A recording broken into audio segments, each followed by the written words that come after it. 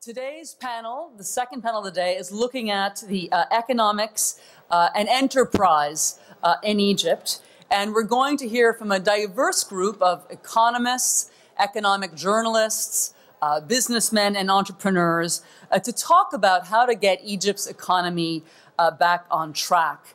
And the diversity of the panel very much represents the multiplicity of ideas and thinking that really need to be shared to figure out how to restore confidence in Egypt, growth, and employment opportunities. Guiding today's panel is a man who has been immersed in questions like these for many, many years, Shanta Devarajan, who is the chief economist of the World Bank's Middle East and North Africa region.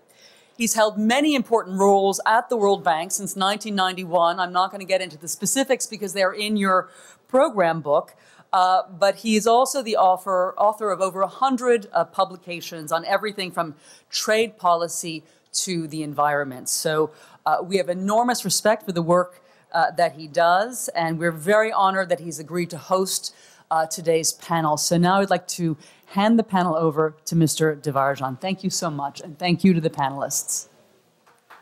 Thank you. Well, thank you very much, Kate, and it's a pleasure and an honor to be here.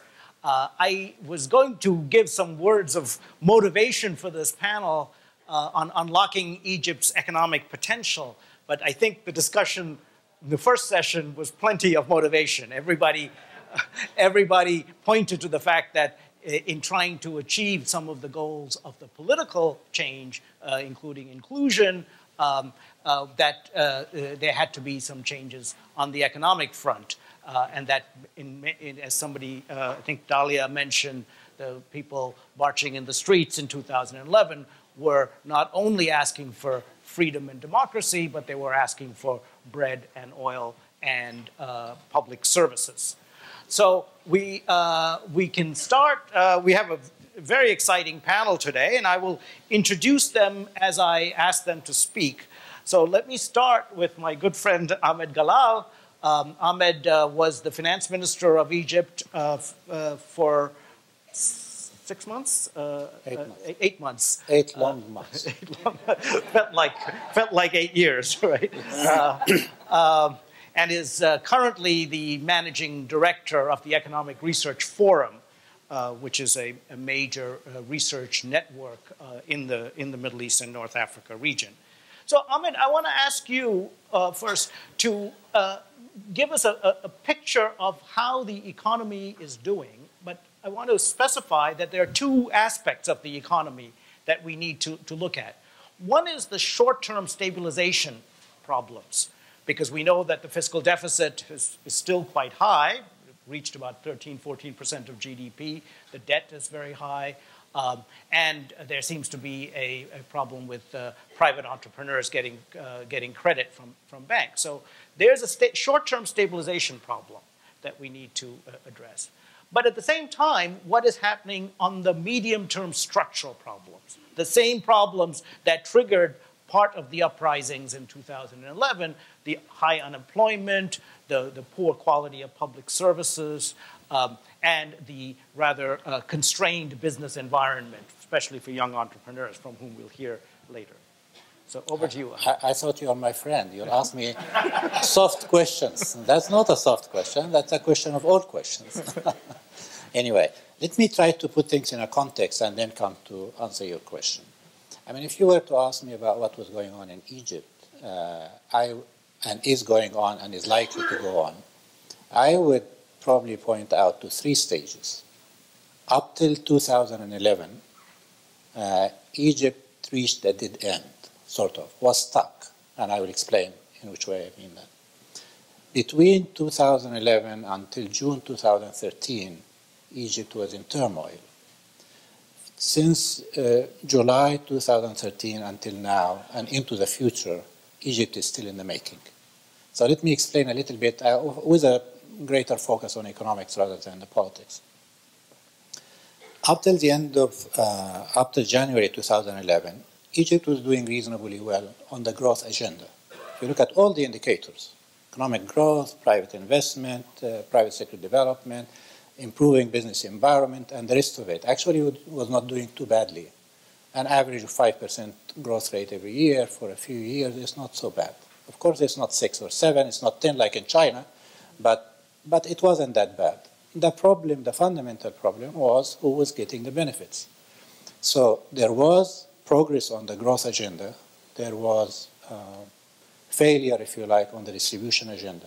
Poverty was diminishing a little bit as growth was relatively high, but both income inequality and asset inequality were worsening and significantly.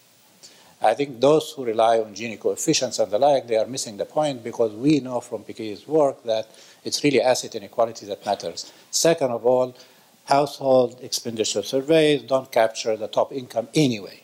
So I think people would be fooling themselves to think that Gini coefficients in Egypt are only 32, which is relatively reasonable, therefore inequality is not that bad. They are missing the point. So that is really how I would characterize that era. Then you come to the period between January 2011 and June 2013, and everything went wrong, for the right reasons, if I may say so. If you look at all the indicators, whether it's on the macro side, macro balances, as you pointed out, budget deficit, balance of payment deficit, public debt was growing, international reserves were diminishing, there is pressure on the pound, things were not happening. If you move to the unemployment and growth agenda, GDP is growing, has been growing during that period, on average something like 2% rather than 5%. Essentially, that was associated with a very high unemployment rate as well. And we are talking about open unemployment reaching, rather than 9% in 2010, to something like 14% in June 2013. But that's open unemployment. The fact of the matter is unemployment is probably much higher, because the poor cannot afford to be unemployed. So what do? They go to the informal sector. And if you are working for a few hours a week, you are counted as employed. So I am not sure that that number is actually accurate either. Over and above, poverty was rising and inequality was increasing. In fact, one of the most interesting things about Piketty's book is that at the time when growth rates are declining, this is when wealth concentration increases. But I don't want to get into that. Then came the third period. So that I was proudly part of an interim government that came to office at a time when nobody wanted to do that. I said no to all previous governments, by the way. Maybe it was a little easier, but anyway, it was very tough to join the government in July of 2013. And this is the lay of the land. That's what we have seen. And we wanted to come up with a reform agenda that will tackle all three problems in one, meaning we wanted to bring about macro balances, or begin, not actually achieve it, because when you were an interim government, when you were there only for a few months, but we wanted to change course of economic policy. And we wanted a policy package that will address all three problems. We wanted to bring about greater macro balances. We wanted to activate the economy and by association, increase employment. And we wanted to bring about more social justice. This is really the agenda we went by. I believe that the future governments in Egypt, this current government, continues what we started, and the future governments cannot deviate from trying to address all three balances in one. And the reason why I'm saying that is because you get people who are telling you, for instance, no, worry about the short term, and they worry about stabilization, as if you can actually do stabilization now and then do structural reform later. Totally untrue. You really have to come up with a policy package that will combine all three elements in one. You cannot focus on one without the other. Now, I gave my introductory remarks. Can I take another 15 minutes? I'm kidding. Now, let me answer my questions. I didn't answer your question yet, but that's by design. Now, in the short run, given that these are the objectives that we wanted to achieve, and rather than continuing with the reform agenda that was dominating the scene between January 2011 until June 2013, which was basically a stabilization reform agenda. Fundamentally, there are little bits here and there, but fundamentally a stabilization reform agenda. We didn't think that was the right way of doing it because it's an austerity program. It's a program that will squeeze the economy further. It's a program that would maybe improve the budget deficit, but people are on the street and they want certain things, and you cannot ignore all the other dimensions they went out in January 2011 for. So we decided to shift policy and go for what we called stimulus packages. And by the way, think about it. In the US, when the economy was hit, what did they do? Did they go to the IMF to get an austerity program? No. They actually went for stimulus packages, even under a conservative government. Imagine a poor country like Egypt. We would go for an austerity program? Absolutely not. Just the wrong formula. If the economy is operating far below capacity, you can squeeze a lot more out of the economy by activating the economy. Activating the economy, and hopefully you create jobs. And in the process, while you are doing that, you do it responsibly. So you want to do it in such a way as it doesn't add up to the problems and postpone the problems for subsequent governments. And at the same time, you also wanted to do some, respond to some of the demands on the street. And that is essentially the reform agenda that we went by. So our stabilization package, if you like, that we started, and it continues with the current government, has all three elements in one. We came up with two stimulus packages. They all add up to 3% of GDP. Most of the packages, most of the amount that the money were to be spent on public investment in infrastructure, because that has dual effects. One, it activates the economy in relatively short run, but at the same time, it has infrastructure that will help the economy continue growth afterwards. It will crowd all private sector in down the road. So that's one. We tried to raise some revenue, real estate tax, value-added tax, a few other taxes. We tried to rationalize the expenditure side. The energy subsidy was something we couldn't live with. We prepared a full program. We knew it cannot be done overnight. It needed to be done. But we prepared a program that would be over a 3 to 5 years period. The current government took the decision to do that. And I have to admit that we're happy to postpone it after the voting on the Constitution. Let me tell you my bias. I am an economist by training. Every time anyone asks me about solving the economic problems in Egypt, I tell them go and talk to the politicians. Because I happen to believe that, just like Asimoglu and Robinson believe, that the political institutions is what make a country develop, not something else. It's not the World Bank recipes that will make the country develop. It's the political institutions. So building political institutions takes precedence over economic reforms any time in my book. And indeed, the roadmap that Mohammed Salmawi talked about, the idea of having a committee to write a good constitution, getting Egyptians to vote on it, was the first fundamental building block for economic reforms. Then we got a presidential election, and we're going to have parliamentary elections. Now, the next parliament may not be the best parliament in the world. That's perfectly all right with us. Why? Because democracy takes time, transitions take time, they take years, they don't take months. And once you build your political institutions and you develop the practice and you mature, you are in a position where policies will be figured out by the politicians that are elected, responding to the demands of the people, and they are going to come up, hopefully, with better policies rather than the crony policies that you talked to me about in the break. Now, I haven't said anything on the structural reform agenda. This is an ongoing business. We knew we were there only for a short period of time, so we decided that we are only beginning to prepare the groundwork for that.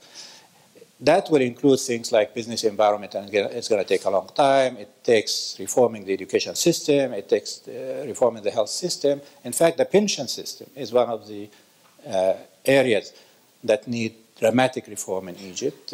Social safety net needs to be revisited altogether.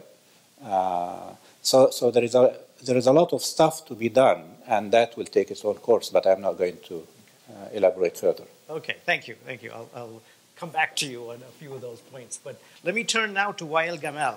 Wael is a columnist for al-Shorouk newspaper and is often been described as the voice of the Egyptian people. So you mean I'm not Egyptian? I thought that there were half Egyptians here in the previous panel.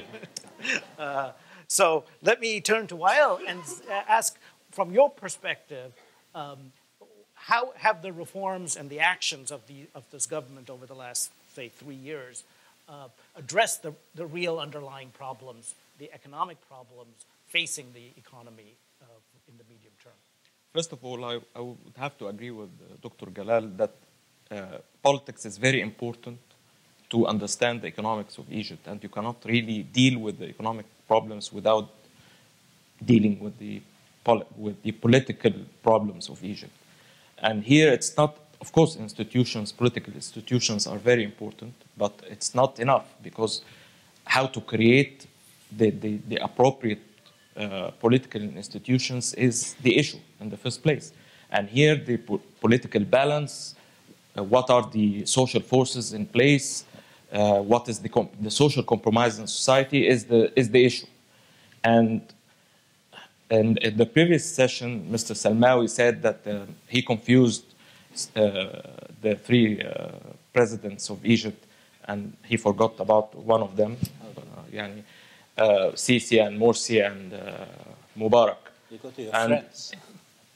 I think he's totally right concerning economic policies, because nothing was changed, nearly changed in the 3 years compared to what happened before.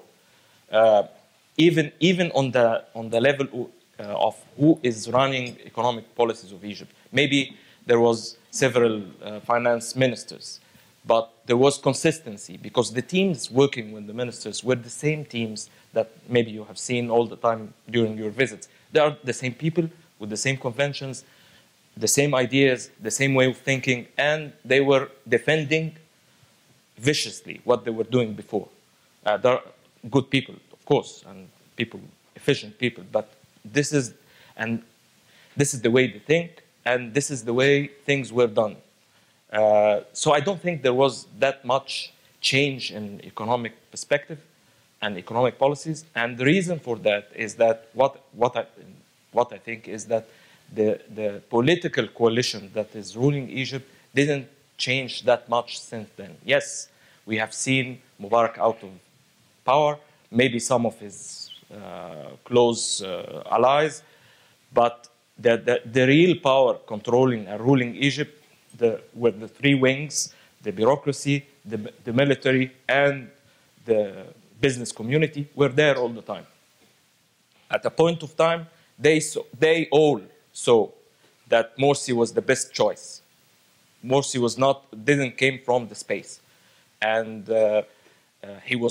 his president was approved by the military, and his president was approved by the business community. In fact, the same investment bank that was in close relation with Gamal Mubarak was preparing the meetings with the international and US investors with Khayrat al-Shater, the same investment bank.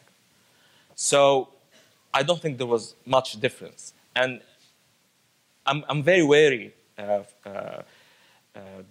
with the description of economic policies as reforms, because usually reforms in our experience mean austerity.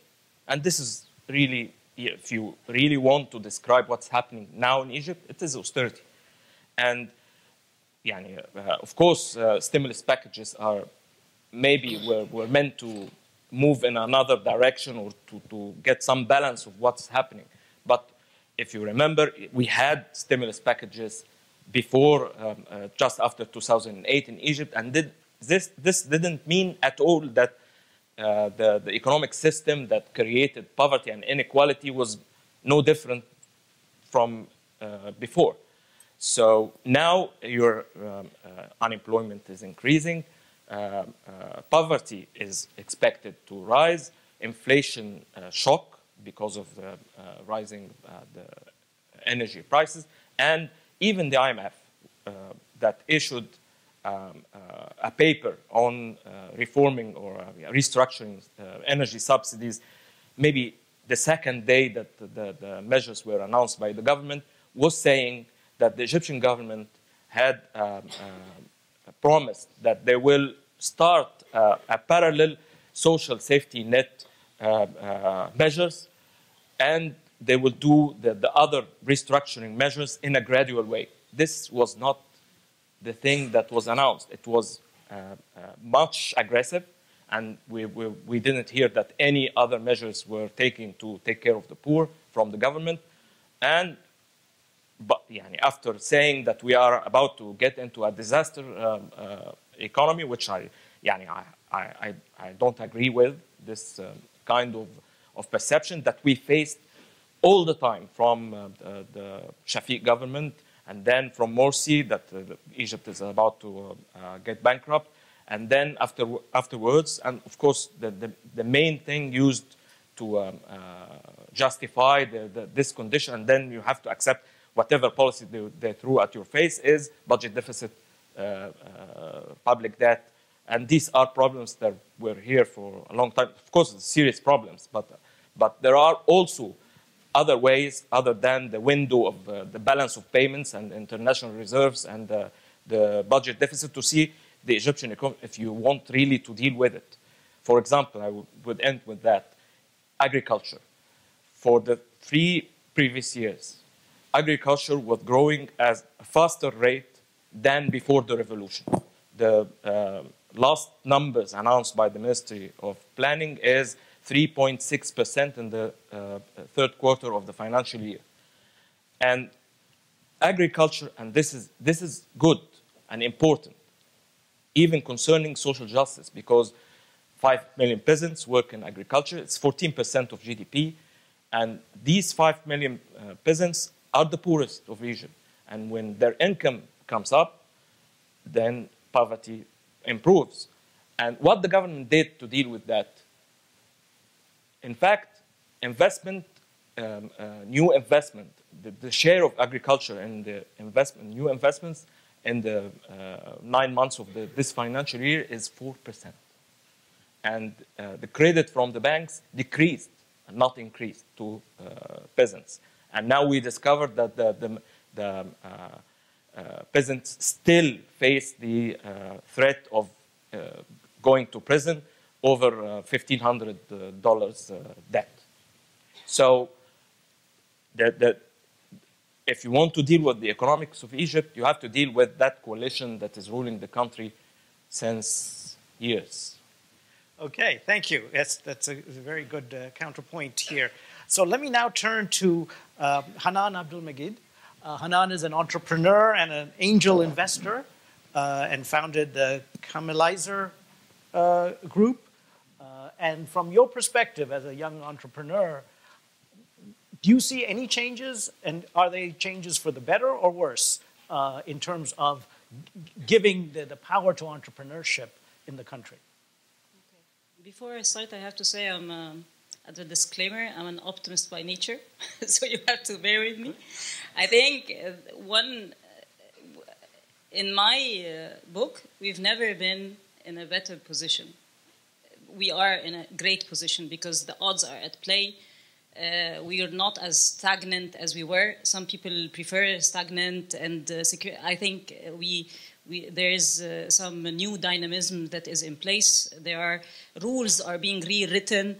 So the people that are going to participate, become more involved and work rather than wish or object or just document, are going to be part of sort of drafting the new Egypt or drafting the new powers that will be at play during the future. In the last panel, maybe I think everybody gets trapped in the historically kind of statement that we keep on repeating.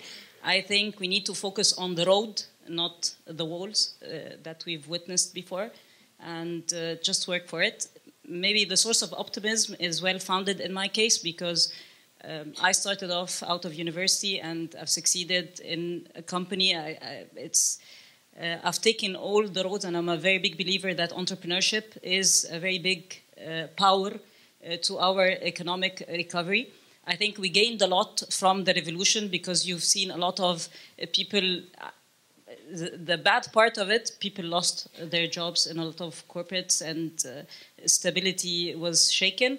But a lot of them came into the entrepreneurship ecosystem and started seeing, okay, how can we be more resilient? How can we develop new ideas? How can we build new businesses? So we've seen a very good shift during the past, tough shift, a lot of rough edges around it, but definitely in my book, it's a good shift that will help us prosper in the future. Okay, thanks very much for that optimistic note. Let me turn to Ahmed al-Alfi. Ahmed is founder and chairman of Sawari Ventures and a businessman in Egypt. So let me ask you, from your perspective as somebody from the private sector, what changes are you observing in terms of public actions or decisions by government that are affecting the business environment?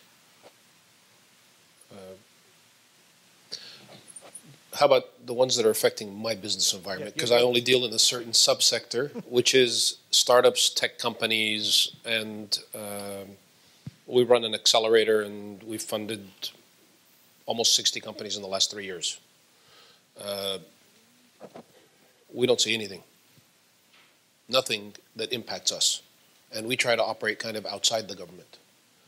However, what I think of what's happening is I actually think that there's some good policies being implemented. I think this Suez Canal project is great. I think that what's missing, and I'm sorry if I want to comment on the prior panel, okay, the message of hope, that's missing.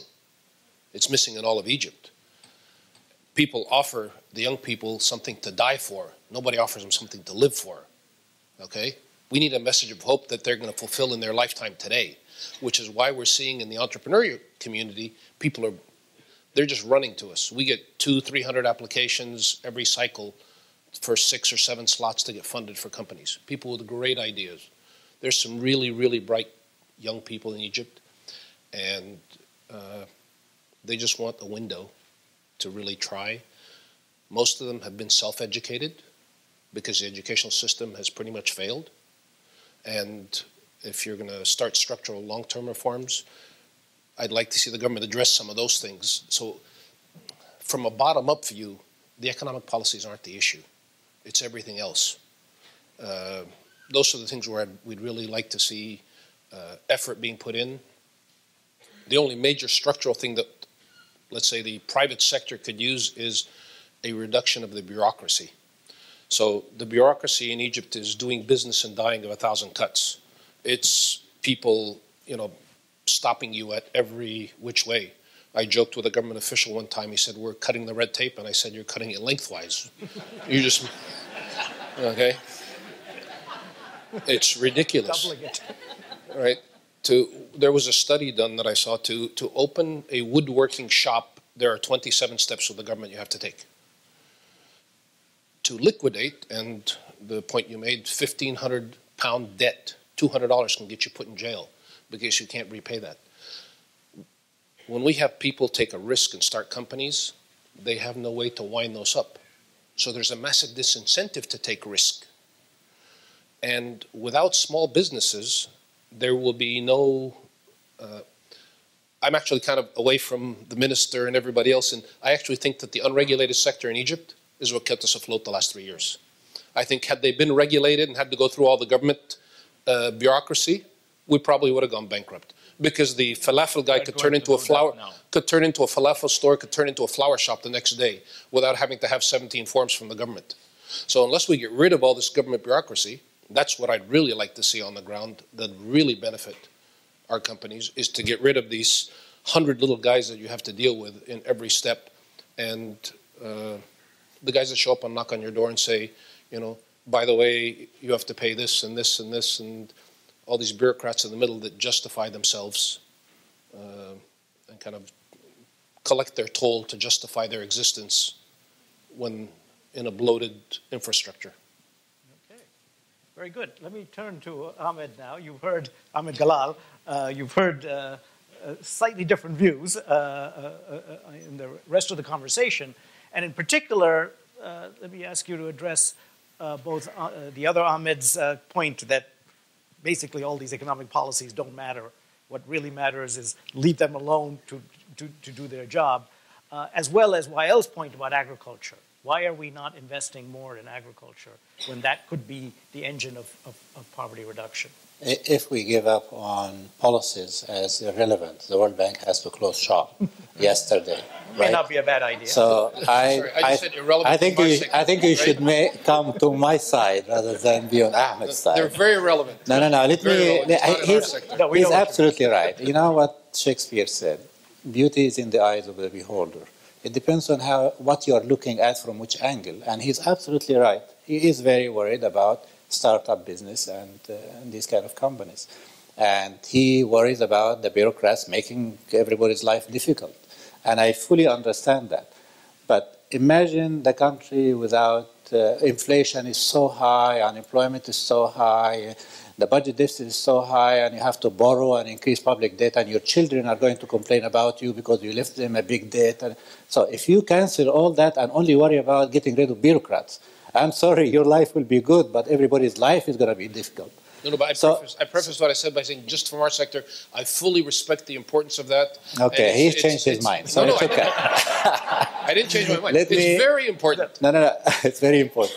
Let me actually use that as an opportunity to say two, three other things. The first one is, and it's really an important issue for Egypt right now, there are two ways of achieving development. One of them is achieving development by projects, mega projects. You love mega projects. They are visible. You can always associate your name with them. And it's a second Suez Canal, or it's connecting the Nile and the Red Sea. And, these are very attractive for politicians. But they may be useful and necessary, some of them, when the case is made for them. But they are not a substitute for doing policy and institutional reform, period. Anyone telling you that any country can make progress only by relying on projects or by relying on policies, they are really not. So that's one point I wanted to make. Second point I wanted to make, also related to what Ahmed said, has to do with the informal sector. It's an issue that I care enormously and deeply about. Very large number of Egyptians operate and live in the informal sector. More than 40% of the Egyptians work in the informal sector, under conditions that are miserable, pure and simple. There are no contracts, no social insurance, no health insurance. If you are sick, you lose your job. You work for a number of hours, whatever the number of hours that may be. This is really where a lot of poverty is, and actually a lot of those who cannot afford to be unemployed are. To say that they are a shock absorber, leave them alone, is one of the worst statements one can make. Why? Because you are accepting living and working in very bad conditions, for one. More importantly, and equally importantly, you are depriving the economy from enormous potential benefits. And I don't mean necessarily taxes. Even as a Minister of Finance, I never cared about taxes and revenue as a major motivation for doing anything. I mean, it was important, but on the side. Countries that develop, they integrate the informal sector. They make life easier. Rather than leave me alone, do something about bureaucrats. Do something about the rules of entry of firms, of operating when they are in the formal sector. And something about exiting so that you can shift from the flower shop to doing ta'miyah. So what is wrong is the rules. And by the way, because of the importance of the topic, because of the impact it has on a lot of people, I created a unit in the Ministry of Finance. We call it the Economic Justice Unit. And that unit had two mandates. The first was to help with the formalization by getting rid of the excessive interventions and even giving the informal sector a break of all kinds, not just of taxes, for quite some time, years, 10, 15, or what have you. But the other objective was targeting. We have in Egypt a targeting system that is based on targeting commodities, not targeting families. So rather than, if you want to benefit somebody, if you want to be generous, just cut the price of a commodity and make it available, and the treasury would pay the price. Who would consume that? It's everybody, rich and poor. The Four Seasons Hotel in Egypt would be using subsidized flowers that the Egyptian government is actually paying the difference in price.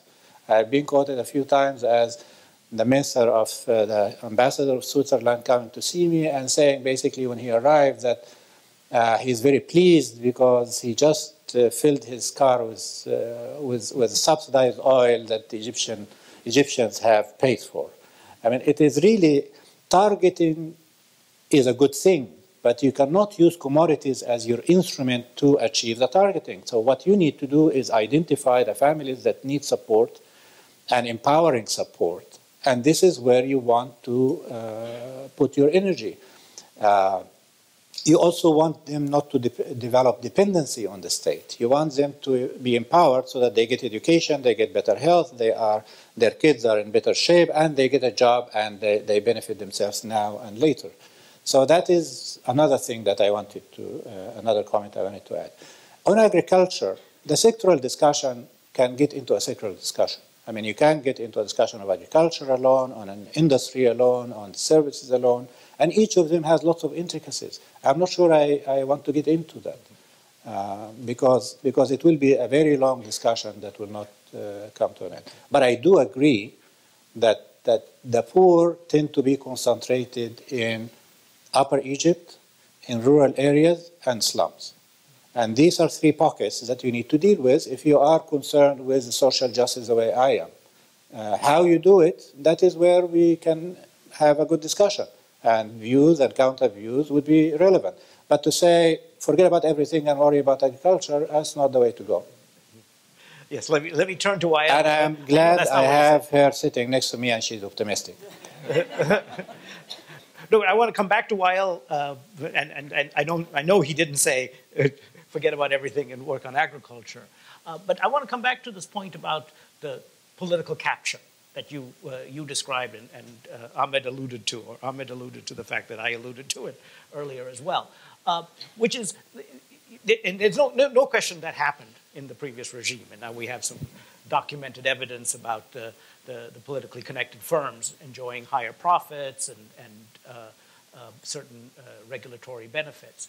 So the question is, as you go forward with reforms, and say you are trying to do reforms in order to promote employment and to promote growth and give the entrepreneurs a chance, how do you avoid capture the second time around?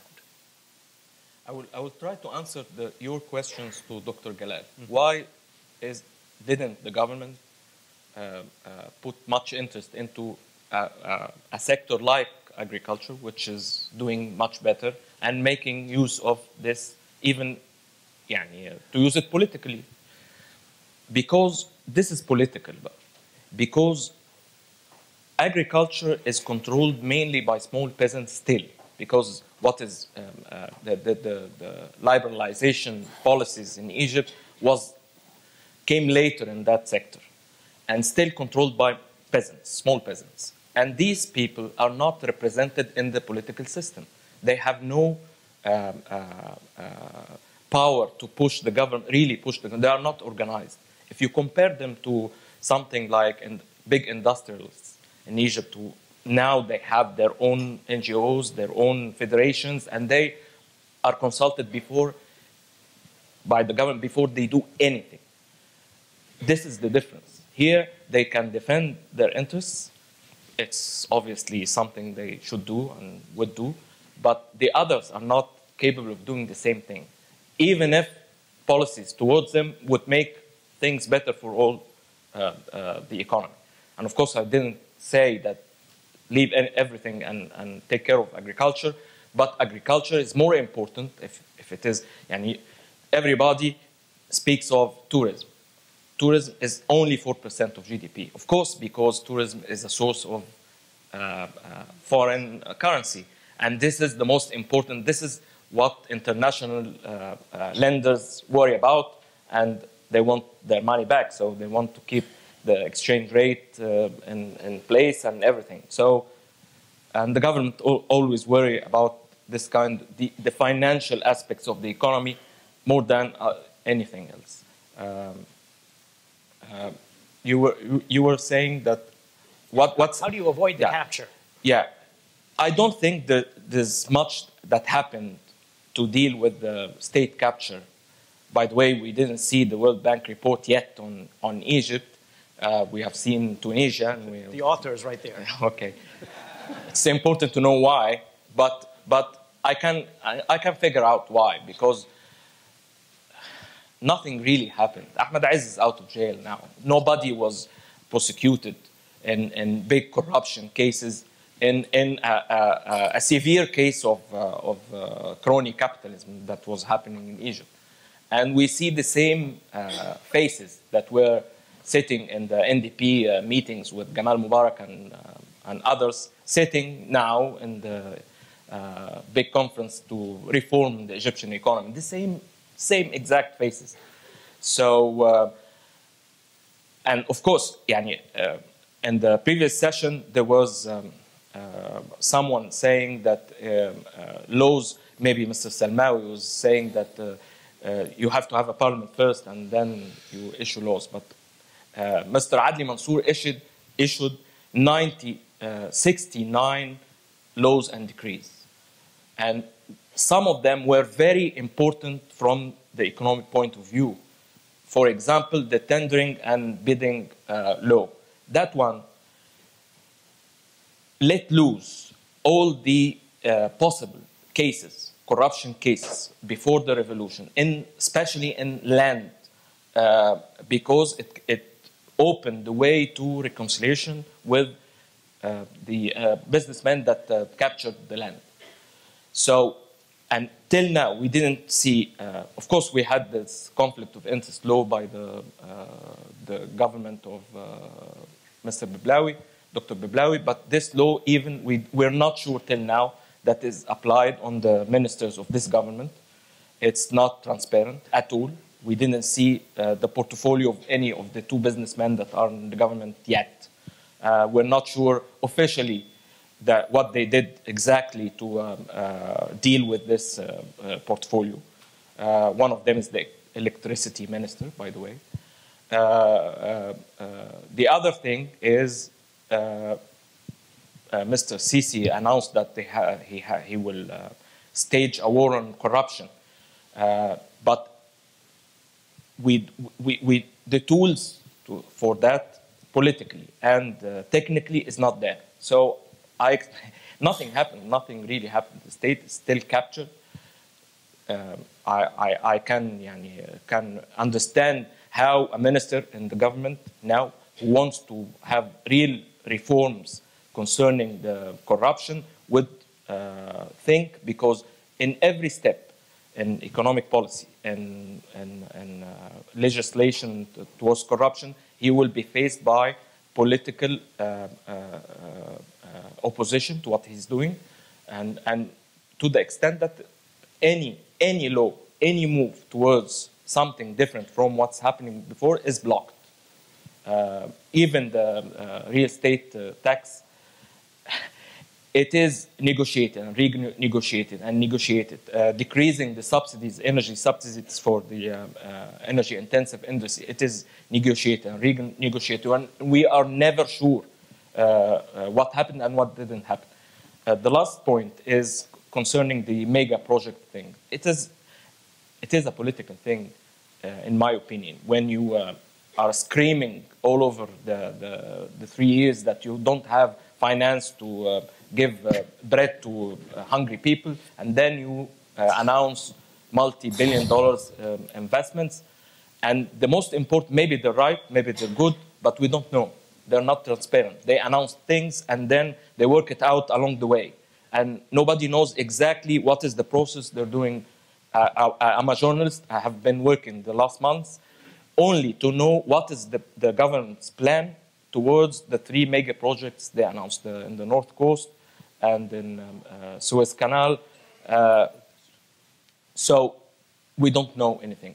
The lack of transparency is a source of, opens the door for corruption and for inefficiency. Good, thank you. Let me turn to Hanan, since you're the most optimistic, and I want to keep you optimistic. but I want to ask you, I mean, you painted a picture where the young entrepreneurs, the small entrepreneurs are able to function and actually you're seeing more and more people coming into that fray. But really, you know, to scale up, to be able to address the huge unemployment problems and to cover the economy, at some point you're going to bump up against these constraints that the others have been talking about, the bureaucratic constraints and the policy constraints and the cronyism that Wael was alluding to earlier. So are you still optimistic? Do you still think you can get over that? Let me also, when I say that a lot of people, success of entrepreneurs in Egypt is you have sporadic kind of successful experiences. You don't have mainstream ecosystem of entrepreneurs that is always functioning and always getting out healthy companies, etc. And that's because they function sometimes against the system, or it's despite of the system. Not, let's say. So definitely, life is not that easy. There's a very tough playbook for success in Egypt. And for success in the region, cash is very scarce. There is volatility. You have to learn how to manage your way, etc. And this is one of the core things that is making me optimistic at this point in time.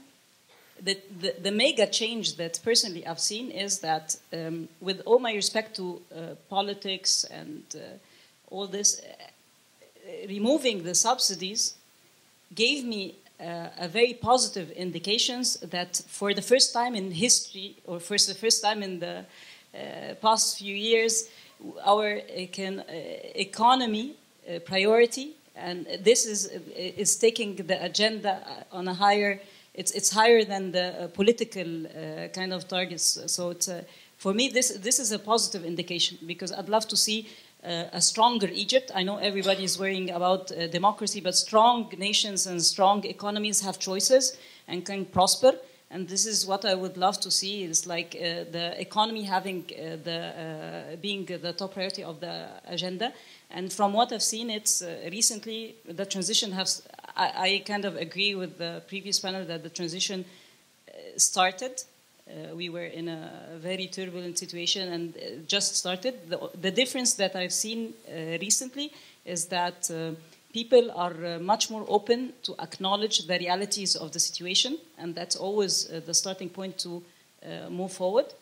And they are willing to listen. These are the two things. Is it perfect? No.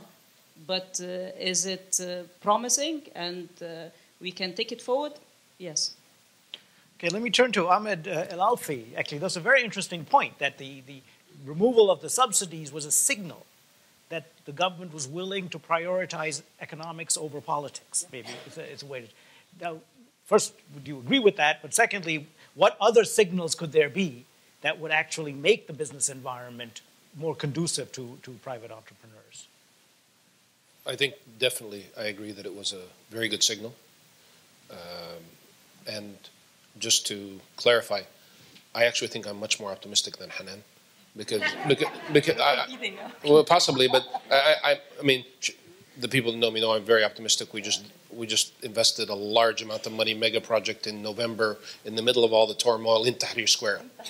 Okay, so I'm very bullish on Egypt, very optimistic. When I talk about the things that I think need to be fixed, they need to be fixed to make, to accelerate the potential. So I think that signals like this are very positive. What I would really look for is what I talked about earlier. The streamlining of the regulation will unleash the entrepreneurs. The youth are looking for outlets, and everybody keeps talking about the youth and what do you do for the youth. They're going to work in the unregulated sector, in the government, or in big business. And now we've started forming a community to give them choices to be entrepreneurs or work for small businesses. And that is a viable option for people now, and people are actually pursuing it. And not just in tech, which is the sector I focus in, but startups in agribusinesses, in restaurateurs, whatever it is, people are starting businesses. And it's not just Cairo, right? It's in Alexandria, it's in the Delta, it's in Aswan, all right? I get business plans from people in Aswan in the tech sector, right? And from Luxor. And they're doing all kinds of other businesses. They're finding ways around the sectors that haven't recovered, like tourism. The people who are in the tourism sector are looking for new things to do. Some of the tour guides are starting to do activities online, chats, etc., to try and earn money one way or another. So, again, my point of view is our perspective, or my perspective is 70% of the people I deal with on a daily basis are under 30. All right, they're all entrepreneurs. The whole campus and the people that I work with and our 50+ companies that I interact with on a regular basis, they're all under 30. Most of them are pretty well educated, so that kind of reduces the sector. But what they really want from the government really is to be left alone. Okay, they really do. They don't want a lot because they all feel empowered, and that's the feeling of empowerment. Says I'm not going to go begging anymore, and that's really the thing. I don't need the government to do X, Y, and Z for me. I can do for me. And I've proven to myself that I can do. Granted, macroeconomic policies are very important because we can't have inflation. Somebody has to manage that. And that's a different point of view. That's the top-down view. And I'm just giving you the bottom-up view. Okay? The bottom-up view stops because there's so much stuff in the middle, we don't see the top. Very good. Okay, well, thanks very much. I think that's a good point to open the debate to the audience here. Oh my goodness. So I'll start on the left and go all the way to the right. So can you, the two gentlemen here, I'll take about 3 questions and then we'll. Yeah. Go ahead. Okay. So we can start from Ahmed Galal and move up to Ahmed Alfi. No, ask a question. I'll decide yes. I mean, it's one question. The ministers in the cabinet, we have very smart ministers. Why, and excuse my French, why the hell don't they do what Ahmed Alfi is saying and just eliminate the bureaucracy that's standing in the way of the business? Why not? Why not just destroy it? I mean, and let the useful entrepreneurs flourish. What is the dynamic inside the cabinet with all these smart people that's preventing them from doing that? The gentleman on your right, just there. Mohammed Shinda, Voice of America. President Sisi so far is adopting something that amounts to a tough love economic agenda, cutting subsidies, saving energy, and reduce budget deficit. Is that enough to tackle the economic problem in Egypt? Okay. And then, this gentleman, the second row. Thank you. Rob Collarina, AIAC Investment. My question would be to the business persons there. With respect to thinking on business plans and strategy, how are some of these invested entrepreneurs thinking beyond Egypt, or how some of the other Gulf region is investing into Egypt? Be interested in that. Okay, good. On the first question, why don't the ministers reform? I want to not just ask Ahmed, although I'd like to ask Ahmed.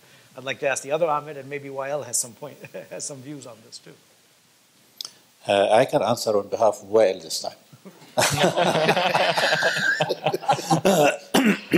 Because there's only one single answer to all questions, which is those in power are not the ones, are the wrong ones. I think that's easier to accuse somebody rather than to actually come up with an alternative to deal with it. Why is it that you can't just get rid of all bureaucratic things? We have had them since the Ottoman Empire. I tell you something like there are 300,000 laws and regulations, this and that. You don't have a parliament. When your house is on fire, what do? Do you go and worry about your couches and TV, or you worry about the places burning down? Those in power have to worry about certain things before others. So if there is no security, if you need to build your political institutions and gain legitimacy, if you want to respond to demands on the streets, you have a long list of things.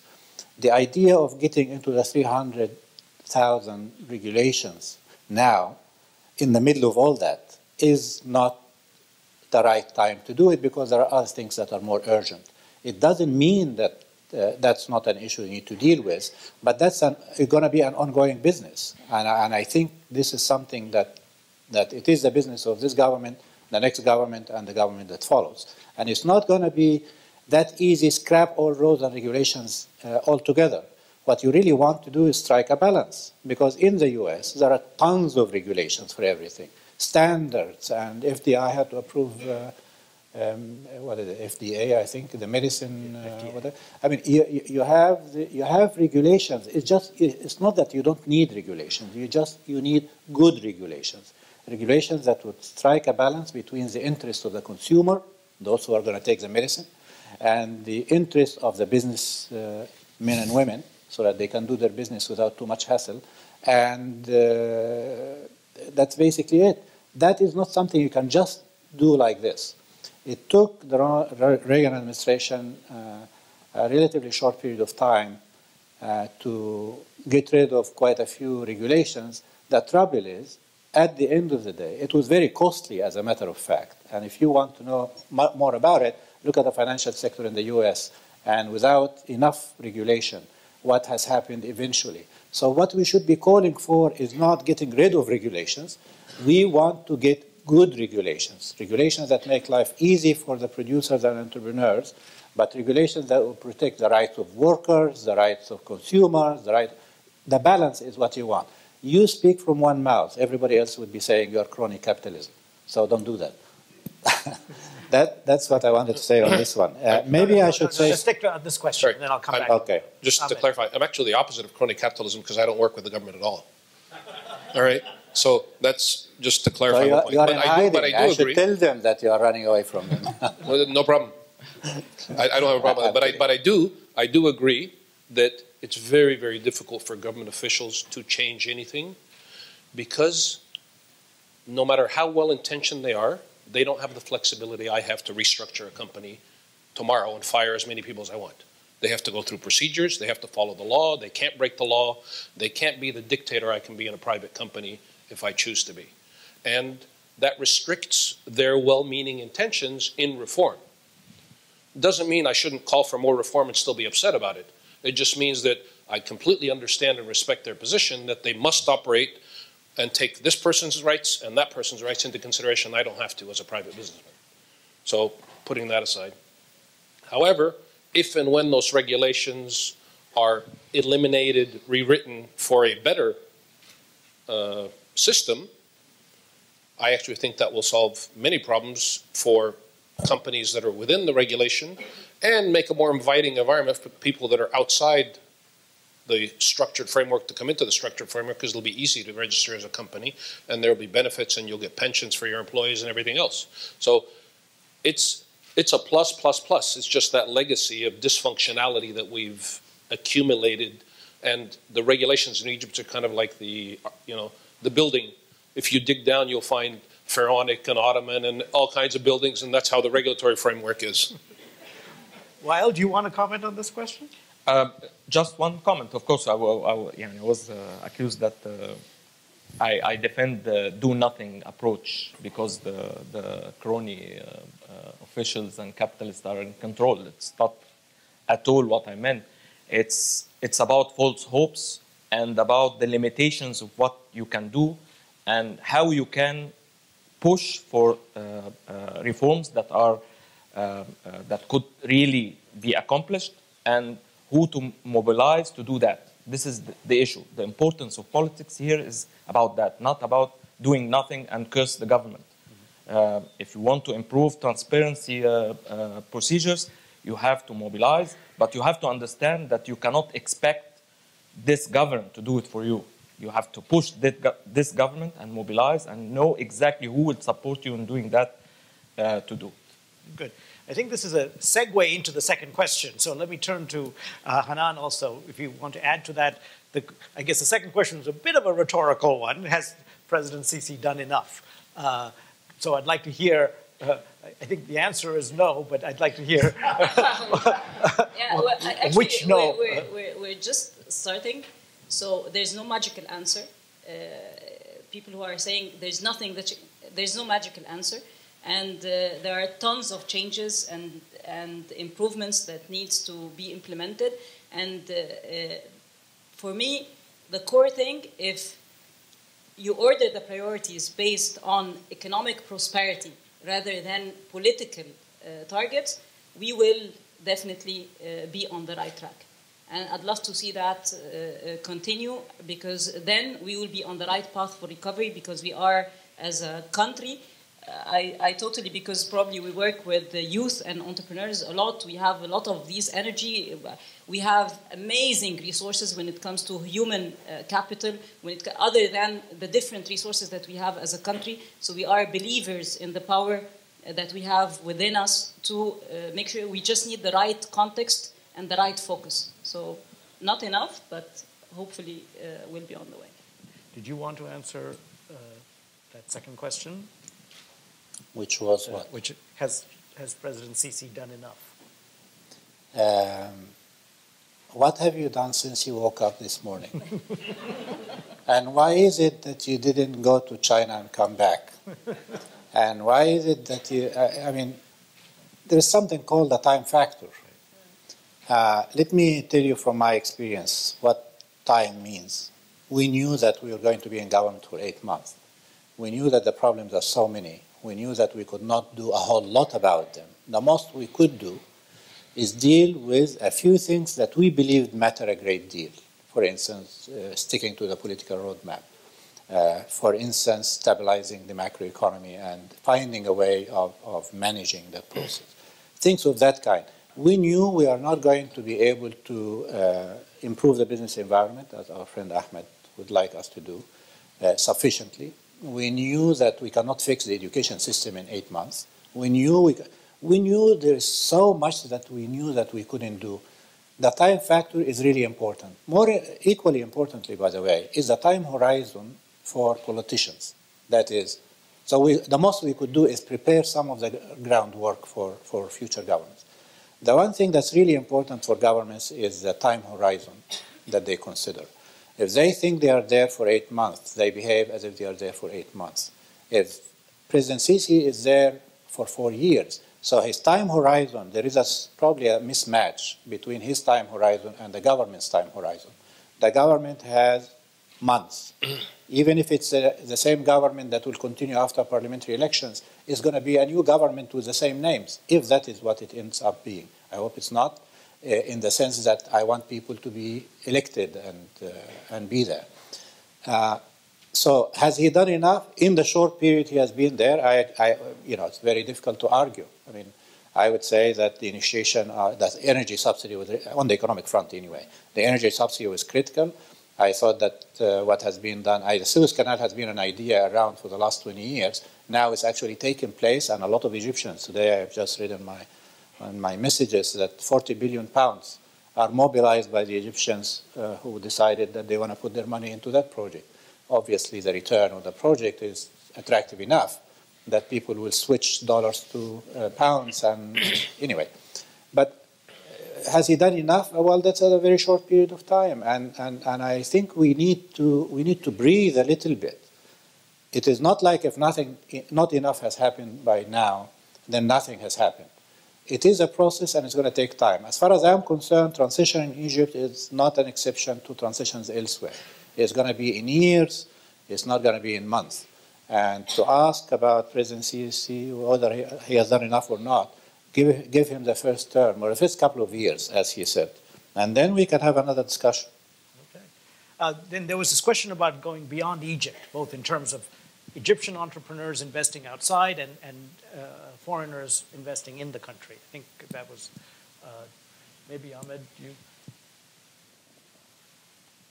I think investors look for very similar things: stability, consistent application of the rule of law, and opportunity.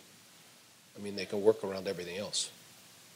And I think we're on the road to all of those, right?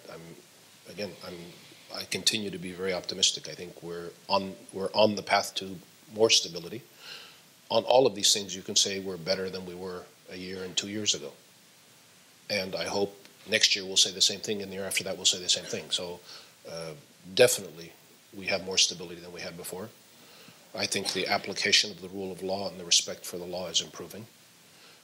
As we go down the path out of Parliament and reform and implement all the laws, and as Mr. Samawi said, implement the Constitution in a set of regulations, I think that'll be even more friendly. And investors just want to know what are the rules of the game, and we'll come in and decide if we want to invest or not. And our job in Egypt is to make the best set of rules to attract the maximum investment. Okay, let's go for another round. I want to go to the center here. Let's see, in the back there. I want to get some people from the back. I can only see the people in the front. Just give it to somebody with their hand up. Hello. Thank you very much. Lawrence Freeman from Executive Intelligence Review. I cover Africa, mainly sub-Saharan Africa and some work in Egypt. I'm very optimistic because I think there's a transformation going on under President el-Sisi. I mean, if you look at the new Suez Canal, as pointed out, this is being funded internally by the Egyptian people. We did not go to borrow money from the banks. This is a national pride project, self-funded like many of the great infrastructure projects we carried out in the United States. The Tashka agricultural project to recover 1 million fadans for agricultural food production. The Dalba nuclear energy plant that's being discussed. This is the key to economy. Infrastructure, energy, food, water, rail transportation.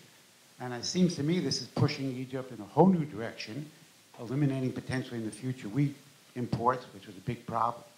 So I really see a new potential as part we're seeing in other countries around the world, especially since the BRICS conference, where countries are focusing on internal development of infrastructure.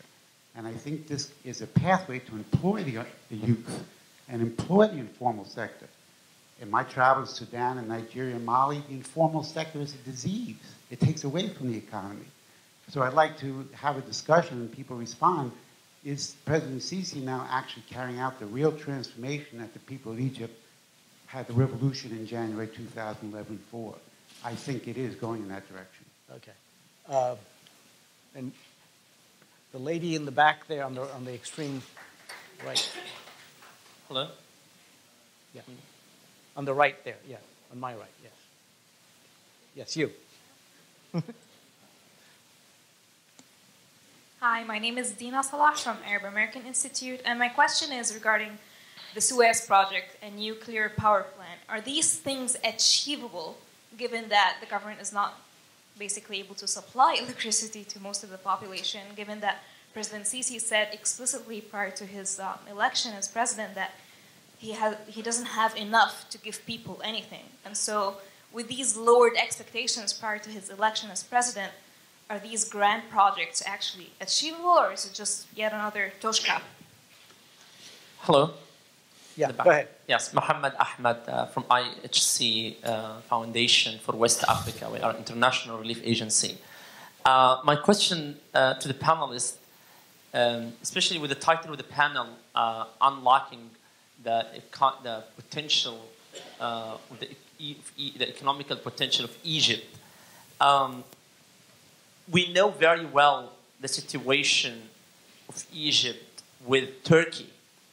And I'm not sure you were in the cabin for 8 months, and after that, and I want to hear you. We cannot disregard a very heavy player like Turkey in the game in the Middle East, considering that the massive potential economy that the Turkey is playing globally, especially in Europe. How do you see Egypt maneuvering with the political situation of Turkey in contrast of economy and finance? Okay. I'm going to combine the first and second questions in this round because they were really two sides of the same coin. I mean, one is, has President Sisi achieved the transformation that the people were asking for in January 2011? And then Dina's question is it achievable? So let me turn to Ahmed. I think the Suez Canal project is very achievable. And has President Sisi done enough? I don't know, but has he done a lot? Yeah. Okay. Can he do more? Sure, and he'd be the first to admit it. Just can you do more in this time window or next year? I don't know, but there's a lot to be done. I definitely think the Suez Canal project, first of all, I think it's brilliant how they're conducting it, and they're hiring hundreds of small contractors to do the early stage digging, which is, you know, the low tech work, and they're employing different people while the high skilled construction companies are doing other infrastructure projects. I actually think the distribution of the work is being done very well. So from that point, I think that one's going to be a success. I don't know about the nuclear plant. I haven't read anything about what the specifics of the plan are, and that's probably so far out. By the time that gets done, it's not going to impact anything of the electric issue that you raised. I will tell you, however, that small entrepreneurs are addressing the electric issue. A guy just showed me a business plan with a solar water heater for small houses, which is one of the main electricity drags, okay, for under $150. Wael? I think the first thing to judge mega projects, as Dr. Galal said, could be good and could be bad. It could be a white elephant, like what happened in Toshka, and we had severe problems after we witnessed Toshka and Hadid Aswan project, and in fact, Suez Canal was one of the 3 projects that were announced at the end of the 90s. We don't know exactly what's the plan. Now we have 2 phases. The first phase is the digging and the tunnels under the canal. This is okay. I'm not sure of how international trade is going to transform and help making use of the new transformations, but it could be okay. And here, the finance issue, it's not as if people got money out of their pockets to put it in the project, because nobody exactly knows what is the project is about. It's about the interest rate of 12%, which is better than any interest rate in the banking sector. So any rational person would take his money from the 9% investment guaranteed by the bank to move it to the 12% rate guaranteed by the government. So it's less risky. So it's not really a popular vote supporting the project itself. And there is the other phase, which I'm not sure if Dr. Galal knows what's going to happen, because I'm not sure this is where we are promised that there will be 1 million new jobs. We are promised to attract $100 billion of FDI. I'm not sure how it's going to happen. What exactly are the sectors that they're targeting to improve?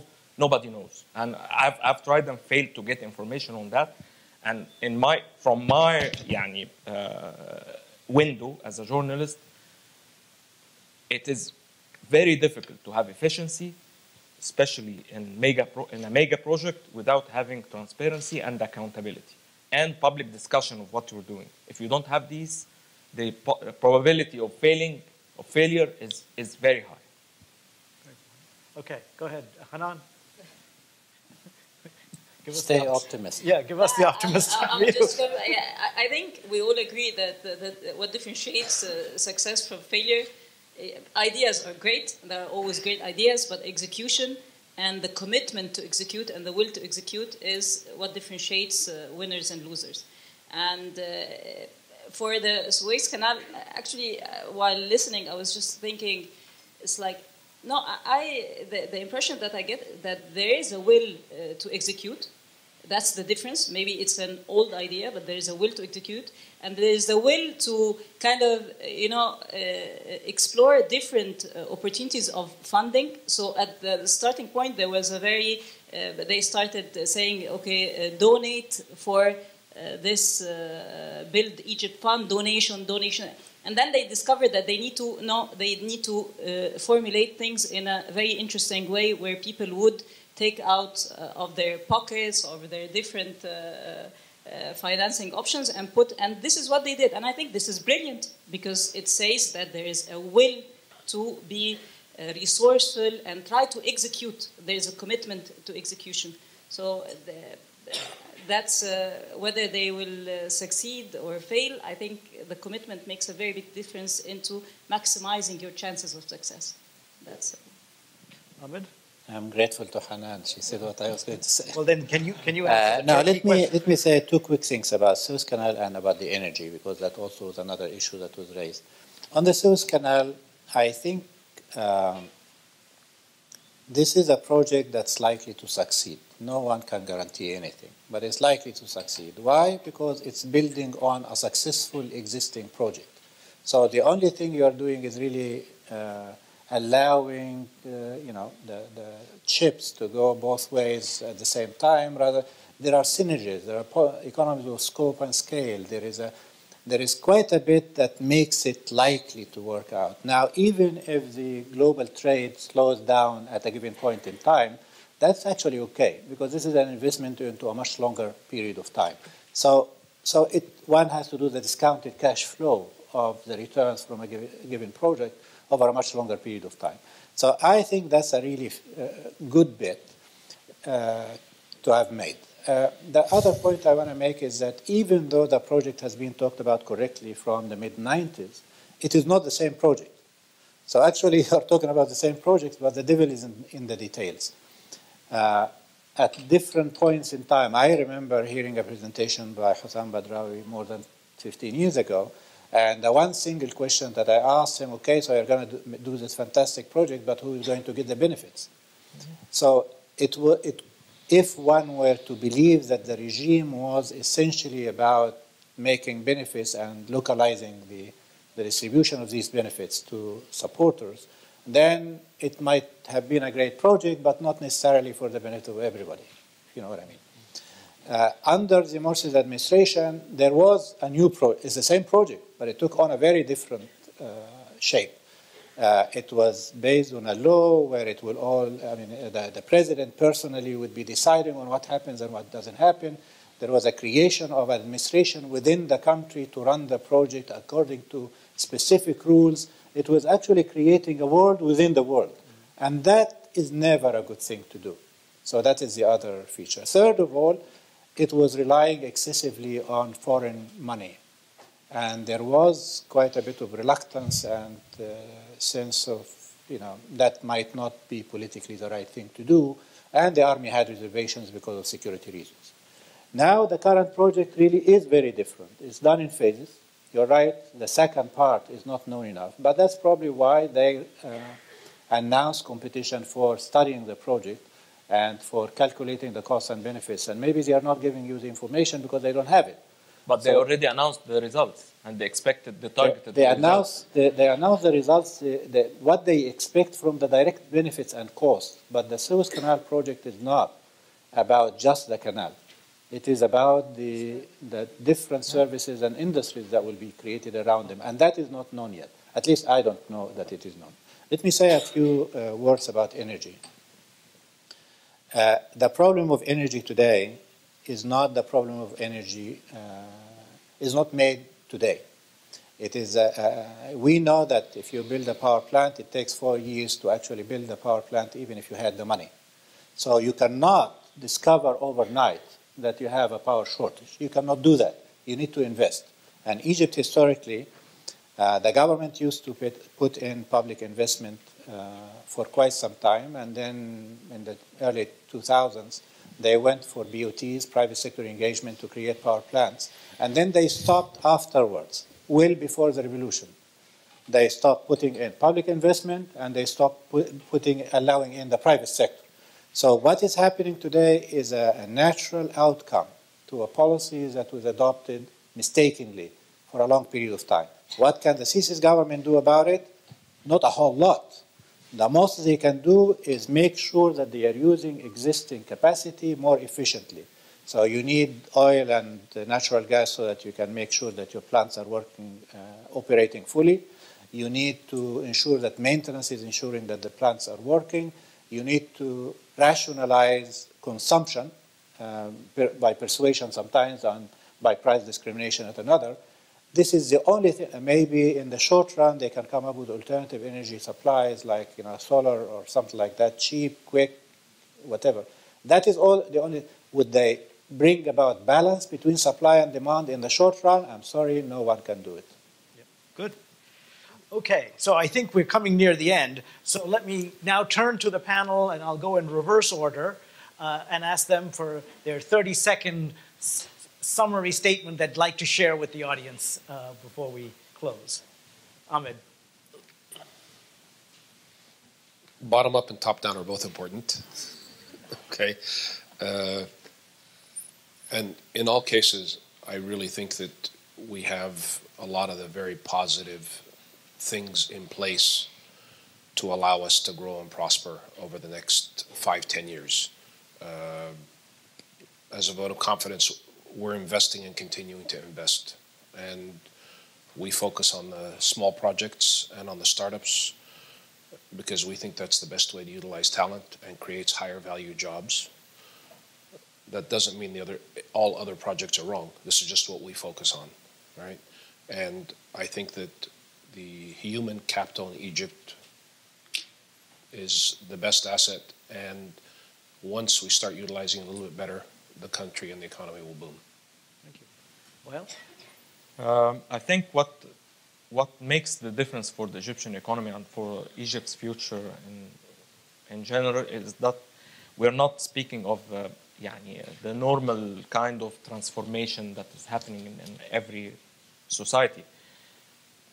We had a revolution in the country, and this is not. If we forget about that, we will miss a lot. And I am convinced that it's a process and it's not finished yet, and that the people of Egypt, who originally one of the major reasons why they revolted in the first place was the economy and justice, social justice. They will not accept. You can deceive people in politics, but you cannot really deceive them in what they eat and how they live. So that's why I think using the same cure that created the disease in the first place will not help. And we're about to see another round. Maybe that will bring a better future for Egypt. Okay, thank you. Hanan. I think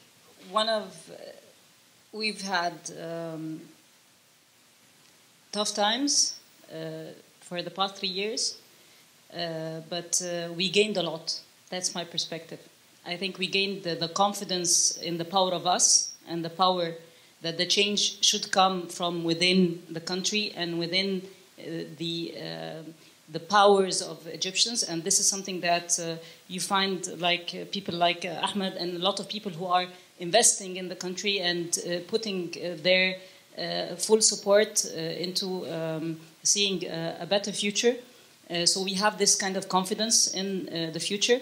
And I think there's a great statement that I heard once Clinton say, which is there's nothing wrong in America that cannot be solved by the good things in America. And I would like to copy that and create our own version. There's nothing wrong in Egypt that cannot be fixed by the will of Egyptians. So that's my belief. Yeah.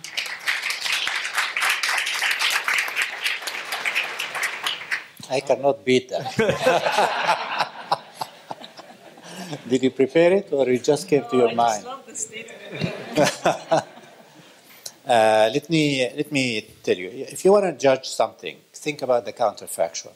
We always look at what we see, and we think what we see is literally what we get. The trouble is, think about the alternative. If nothing happened January 2011, we would be stuck where we were stuck for a much longer period of time.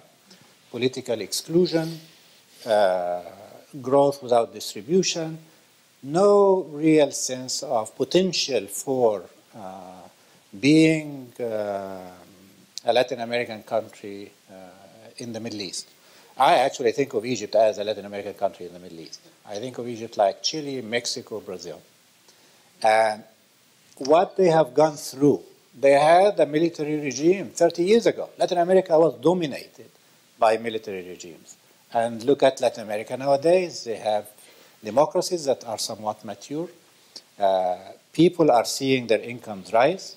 Lula in Brazil and Frey and other social democrats in Chile. And anyway, they are actually making progress. The future of Egypt, as far as I am concerned, is something like that. How long will it take? I don't know, but I think it's going to be years. But I'm totally on your side. Okay. Thank you. Well, this has been a great session.